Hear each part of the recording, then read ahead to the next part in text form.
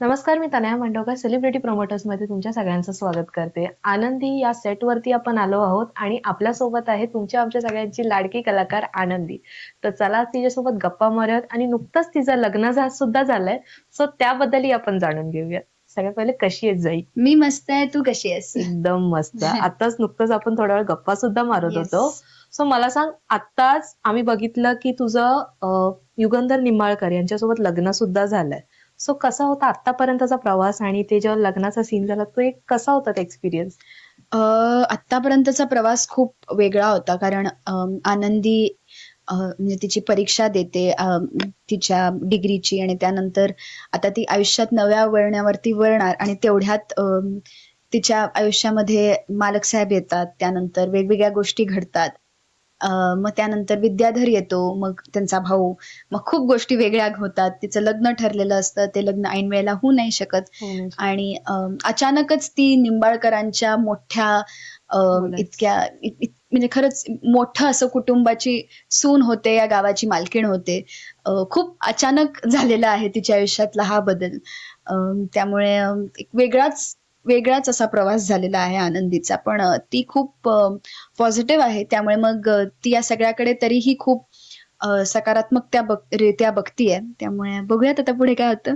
बरं, आज निंबाळकरांच्या घरात गेलीस तर निंबाळकरांच्या घरी जाऊन आता तुला कसं वाटतंय? नुकतंच लग्न सुद्धा झालंय.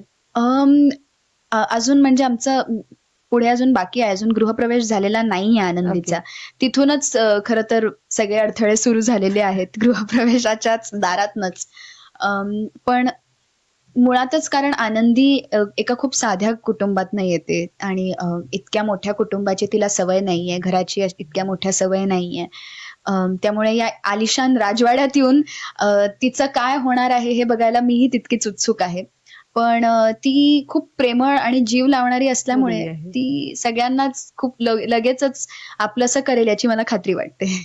बरं, पहिलं जेव्हा आम्ही पाहिलं की जेव्हा तू जाधव फॅमिलीमध्ये होतीस तेव्हा तुझा एक खूप साधा अटायर होता, म्हणजे की परकर पोलका, एक शॉर्ट कुर्ता आणि परकर टाईप असा स्कर्ट होता तुझा.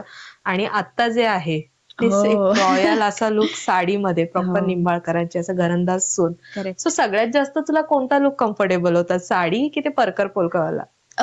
परकर पोलकर मला जास्त कम्फर्टेबल होतं कारण म्हणजे मला असं वाटतं की मी जीन्सपेक्षाही जास्त त्या परकर पोलक्यामध्येच कम्फर्टेबल होते.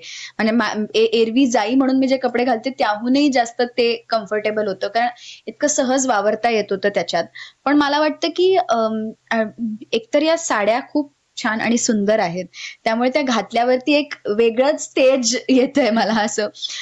त्यामुळे मी खूप जरीही हे सगळं वेगळं असलं आणि सवय नसली तरी मला आवडेल, ही इतकी छान आहे त्यामुळे सवय करून घ्यायला आवडेल मला. तुला आवडतात साड्या नेसायला? मला खूप आवडतात साड्या नेसायला. मला वाटते एक वेगळेच दिसतो आपण जेव्हा आपण साडी नेसतो तेव्हा. त्यामुळे आता आनंदी ही एक म्हणजे ती मालकीण झालेली आहे त्यामुळे मग ती ज्या इतक्या छान मोठ्या कुटुंबात पदार्पण होतंय तिचं, तर ती हे सगळं करणारच आणि हो. ती सगळं ते सामावून घेणारच आहे. त्यामुळे she is in the right place right now आणि त्यामुळे मी खूप खुश आहे की तिला हे सगळं करायला मिळतंय. आज इतके दिवस आनंदी जाधव फॅमिली सोबत होती. सो तुमच्या ते तिघी बहिणींचं बॉन्डिंग कसं होतं? त्या 3 मुली ज्या होत्या आणि तू त्यातली मधली, तर तुझ्यासाठी ते जेव्हा दाखवलं गेलं होतं की दृष्टी नसलेली मुलगी किंवा जिला दिसत नाहीये प्रॉपरली पण तिचे खूप सुंदर डोळे आहेत, तर त्या बहिणींनी तुला कशी मदत केली होती? बापरे! मी खरं तर आता जेव्हा आमचा तो शेवटचा सीन झाला ज्याच्यात आनंदी आता घरातनं निघते आणि तिच्या बहिणी तिला म्हणजे त्यांचं सगळं ते होतं, तेव्हा मला खरं तर इतकं अनावर झाले होते अश्रू. कारण आता मला माझ्या बहिणी आणि आमचं हे घर आणि हे सगळं कमी होणार किंवा म्हणजे अर्थातच असं तुटून काही जात नाही, पण तरीही ते कमी होणार ही भावना मला वाटतं खूप त्रासदायक होती माझ्यासाठी आणि माझ्या दोन्ही बहिणींसाठीही. कारण आम्ही खरंच म्हणजे हे जरीही एक सगळं ॲक्टिंग करत असलो तरी बहिणी आणि ही बहिणींचं नातं असं असतं की ते खरंच होऊन जातं. त्यामुळे त्या दोघी माझ्या खऱ्याच बहिणी आहेत आणि आत्ताच माझं माझ्या मोठ्या बहिणीशीच बोलणं चालू होतं तुम्ही येण्याच्या आधी, की ती तेच मला विचारत होती, की "काय केलंस? खाल्लंस का? काय चालू आहे?" असं वगैरे. आणि धाकट्या बहिणीचं काहीतरी सतत चालू असतं ग्रुपवरती आमच्या मेसेजिंग. त्यामुळे तिचंही लक्ष आहे आणि आमचं तिच्यावर लक्ष आहे लक्ष आहे. त्याहूनही जास्त.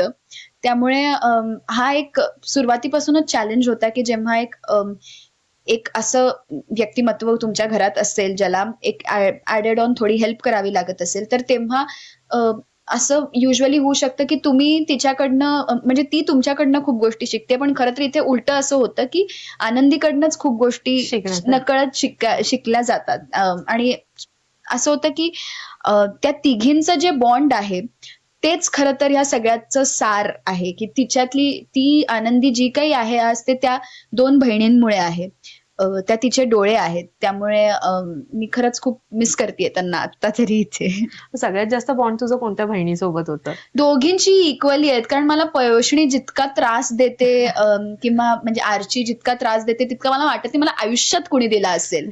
तर ती एक प्रचंड त्रास देणारी अशी मुलगी आहे माझ्यासाठी आणि मीही तिला तितकाच त्रास देते. म्हणजे आमची भांडणं अशी ओरडा-ओरडी, असं सगळं व्हायचं. म्हणजे शेवटी येऊन कोणाला तरी विचारावं लागायचं, की "बरे आहात का?" बरे आणि आहात तरी ना? आमचं असं असायचं, की नाही आम्ही फक्त भांडतोय आणि आम्ही सतत भांडण करत असायचो.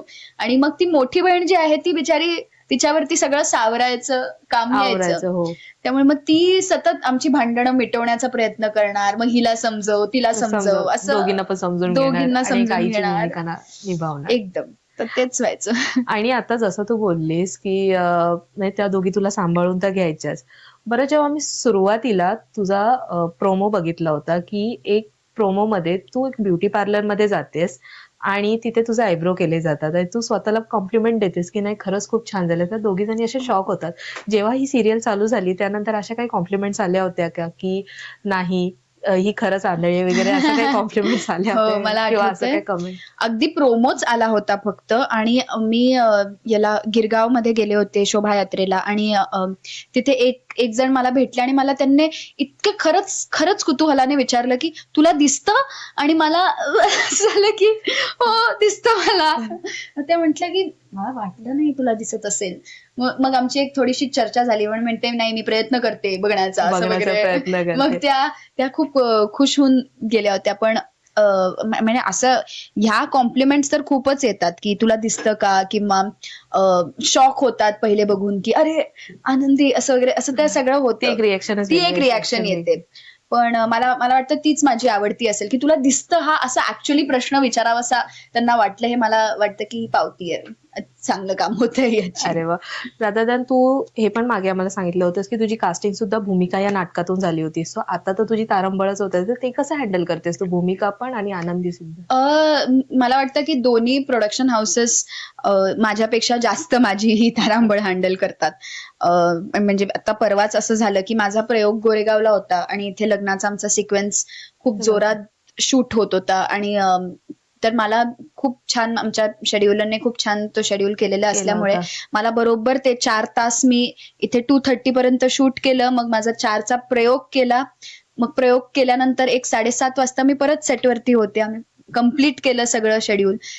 त्यामुळे खूप ऑर्गनाइज्ड असल्यामुळे मला दोन्हीकडे नीट वेळ देता येतोय. त्याबद्दल मी दोन्ही प्रोडक्शन हाऊसेसची खूप ऋणी आहे, की त्यांनी मला ही संधी दिली, की मी असं माझ्या करिअरच्या इतक्या सुरुवातीच्याच टप्प्यावरती हे दोन्ही करू शकेन. अरे वाह! त्यामुळे खूप खुश आहे. आणि रादर दॅन तू मगाशी जेव्हा आपण गप्पा मारत होतो, तेव्हा सुद्धा तू स्वतःहून बोललीस, की भूमिका आणि आनंदी हे दोन्ही पण माझ्यासाठी फर्स्ट टाईमच होतं. हो. तर त्याच्यावरती तुझ्या आई-बाबांची रिएक्शन काय होती? ते किती आनंदी होते? मला असं वाटतं, की जेव्हा मला भूमिका हे नाटक मिळालं तेव्हा ते ते खूप खुश होते. कारण ती एक वेगळीच कास्ट आहे. म्हणजे सचिन खेडेकर असो किंवा चंद्रकांत कुलकर्णी असो, ही खूप दिग्गज नावं आहेत. त्यामुळे ती त्यांच्याबरोबर काम करायला मिळणं ही एक खूप मोठी संधी होती. आणि नाटक करायला मिळणं यापेक्षा जास्त कुठल्याच मराठी कलाकारासाठी मला वाटतं त्याच्याहून जास्त सोनेरी सुख क्षण. काही नाहीये. त्यामुळे ही पहिलीच करिअरची सुरुवात अशी झाली याबद्दल ते त्यांना खूप आनंद वाटत होता.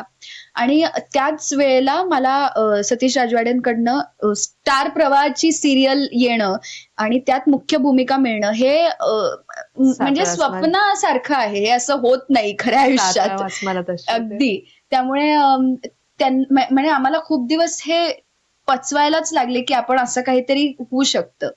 त्यामुळे ते मला वाटतं माझ्याहून जास्त ते खूप खुश आहेत, कारण त्यांना नेहमीच असं वाटत राहिलंय की मला जे आवडतं ते करावं आणि ते मी सगळ्यात उत्तम करावं अशी त्यांची अपेक्षा असते.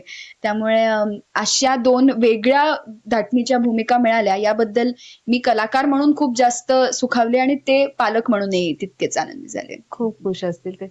बरं, आज तू अरुण सर म्हणा किंवा समीर दादा बोला, ते पण एक दिग्गज व्यक्ती आहेत. त्यांनी पण खूप मोठा एक्सपिरियन्स आहे. त्यांच्यासोबत काम करताना तुला कसं वाटतंय? कारण समीर दादा एक तुझ्या बोलणं नवऱ्याची भूमिका निभावतायत आणि अरुण सर हे तुझ्या वडिलांची. हो. सो त्यांच्यासोबत आज काम करताना तुला कसं नाही, वाटतंय? दोघंही जण म्हणजे जेव्हा ते सेटवरती असतात तेव्हा टेक्निकली ऍक्टिंग जेव्हा आपण करत असतो तेव्हा एक टोन सेट करावा लागतो किंवा एखादं त्या पेस सेट करावा लागतो त्या सीनचा. पण मला असं वाटतं जेव्हा इतके दिग्गज कलाकार तुमच्याबरोबर असतात, जे इतके एक्सपिरियन्स्ड असतात, तेव्हा तुम्हाला हे काहीच स्वतःहून करावं लागत नाही. बरोबर. त्यांनी ते सीन मध्ये असले की म्हणजे तो सीन उत्तमच होणार असंच होतं. त्या दोघांच्याही बाबतीतला तो मला अनुभव आलेला आहे की ते कुठलाही सीन मी आतापर्यंत दोघांबरोबर जोही केलेला आहे, त्या दोघांनी इतकं छान त्या सीन्सना ट्रीट केलेलं आहे आणि मला वेगवेगळ्या डिरेक्शन्सही दिलेले आहेत दोघांनी की असं काहीतरी करू शकतो आपण किंवा असं थोडे इम्प्रोव्हाइजही करू शकतो. आणि त्याचबरोबर आमचे जे दिग्दर्शक आहेत अनिकेत सर, ते इतकं म्हणजे त्यांच्यामुळे ही कॅरेक्टर्स इतकी छान प्रभावीरित्या प्रेक्षकांपर्यंत पोहोचू शकतात. त्यामुळे हे तिघांचं जे कॉम्बिनेशन आहे ते या सिरियलसाठी मला वाटतं खूप परफेक्ट फिट झालेलं आहे. मग सगळ्यात इनऑल तुला बोलणं शिकायला खूप मिळतंय जे आहे. खूपच. एकदम माझ्यासाठी वर्कशॉप चा फील आहे हे. मला रोज काहीतरी नवीन शिकायला मिळतं आणि हे पात्रही तसंच आहे आणि त्याचबरोबर ही टीमही तशीच आहे की त्यांच्याकडनं जितकं शिकता येईल तितकं कमी शिकून आहे. घ्यावं. हो. बरं, आता तर लग्न झालेलं आहे. पण आता ह्याच्या पुढे आम्हाला काय असं नवीन ट्विस्ट पाहायला मिळणार आहेत? कारण तू जाधवांच्या घरातून निंबाळकरांकडे गेलीयेस. निंबाळकरांचं कुटुंब खूप मोठं आहे आणि मला वाटतं की मी खूप उत्सुक आहे की ते कुटुंब कसं प्रेक्षकांपर्यंत पोहोचतंय. कारण आतापर्यंत तुम्ही जाधव नाईक जे आमचं कुटुंब होतं ते बघितलं. तिथे खूप वेगळ्या प्रकारचं जरी गरिबीतलं असलं ते, तरीही ते खूप वेगळ्या प्रकारचं कुटुंब होतं. तिथे खूप आपुलकी होती, खूप प्रेम होतं. निंबाळकरांचं घर कसं असणार आहे हे मलाही अजून नक्की माहित नाहीये. कारण मीही पहिल्यांदाच तुमच्यासारखी जाणार आहे तिथे. जाणार आहे. तर तिथे श्रीमंती आहे, तिथे एकदम रॉयल थाट आहे सगळा. पण तो कसा असणार आहे आणि तो आनंदीसाठी किती आव्हानात्मक असणार आहे हे बघायला मीही तितकीच उत्सुक आहे. बरं, आनंदी इतके दिवस म्हणजे जाई इतके दिवस आनंदी हे कॅरेक्टर करते. तर तुला काय असे चॅलेंजेस आले होते? कारण त्याच्यात असं दाखवायचं होतं की तू आंधळी आहेस आणि हो. प्रत्येक गोष्ट कधी मध्ये एक तर तुमचा ऍक्शन सीन पण झालेला. त्यात अशी हो. तू एकदम धाडसी मुलगी बनली होतीस. सो ते तुझ्यासाठी किती असं आव्हानात्मक होतं? मला वाटतं की जेव्हा तुमच्या बरोबर असे दिग्दर्शक असतील जे ह्याला एक मॉरल रिस्पॉन्सिबिलिटी असं समजून बघतात त्या कॅरेक्टरकडे, तेव्हा ते आव्हान थोडंसं कमी होतं. बरोबर. सुरुवातीच्या काळाला असं होत होतं की मला कारण मी कितीही प्रयत्न केला तरी मला दिसत असल्यामुळे माझ्या ऍक्शन्स एका प्रकारच्या व्हायच्या किंवा एका स्पीडच्या, एका फोर्सच्या व्हायच्या. तर आम्ही अगदी छोट्या-छोट्या गोष्टींवरती खूप काम केलेलं आहे, की आनंदी तिचे पाऊल किती टाकेल किंवा तिची कारण ती सगळं तिचं ऐकण्याने होतंय. त्यामुळे ती जे साउंड वरती आहे ना बेसिकली, दिसत नसल्यामुळे साउंड हा तिचा मेन सोर्स आहे. सोर्स आहे. तर तेव्हा ती प्रत्येक साउंडला कशा प्रकारे प्रतिक्रिया देईल ह्याच्यावरती आमच्या खूप चर्चा झाल्या आणि त्यानुसार आम्ही तिचं हे कॅरेक्टर टेक्निकली खूप फॉर्म केलेलं आहे. त्यामुळे मला वाटतं की ही अशी भूमिका करायला मिळणं जी इतकी समृद्ध आहे, मला वाटतं याहून जास्त काही आनंदाचं नाहीये. तर ते आव्हान होतं, पण मला वाटतं सुरुवातीच्या काळातच ते मिटलं आणि आता मी थोडीशी जास्त आनंदीला समजू शकतेय. आनंदीकडून एखादी गोष्ट जर जाईला घ्यायची असेल किंवा जाईला ती आपल्या जवळच ठेवायची असेल, तर ती एखादी गोष्ट कोणती असेल? आनंदीची सकारात्मकता आणि ती जशी इतरांना जीव लावते, अ, ते जर मला त्याचं 1% ही स्वतःमध्ये आणता आलं, तर मला असं वाटतं की मी व्यक्ती म्हणून खूप जास्त आयुष्यात पुढे जाऊ शकेन. कारण आनंदी सगळ्यांना पटकन स्वतःचं आपलंसं करून टाकते. करते. एकदम तिला तिच्यामध्ये जे प्रेम देण्याची भावना आहे, ती मला वाटतं की त्या सगळ्यांनीच शिकावी अशी आहे. त्यामुळे मी म्हणजे आता ती एका नवीन घरात येते आणि तिथे ती सगळ्यांवरती किती जीव लावतीये हे मला कळलेलं आहे आणि होपफुली ते प्रेक्षकांपर्यंतही तितक्यात छानरित्या पोहोचेल. येस येस येस, नक्कीच. खरंच खूप छान वाटलं तुझ्यासोबत आज गप्पा मारून. फक्त जाता जाता आमच्या प्रेक्षकांना काय सांगशील? हेच सांगेन की आनंदी रोज तुम्हाला भेटायला 9:30 वाजता स्टार प्रवाहावर येते. तर तुम्ही नक्की तिला भेटा आणि तिच्या आयुष्यामध्ये आता एक खूप वेगळं तिचं आयुष्य एका खूप वेगळ्या वळणावर पोहोचलंय. त्यामुळे आता इथून पुढे जे तिचं आयुष्य असणार आहे ते आणखीन ट्विस्टचं, आणखीन ड्रामा असलेलं आणि आणखीन छान असणार आहे. तर ते बघायला नक्की विसरू नका. Thank you so much. Thank thank you you. So Thank much you. जाईल.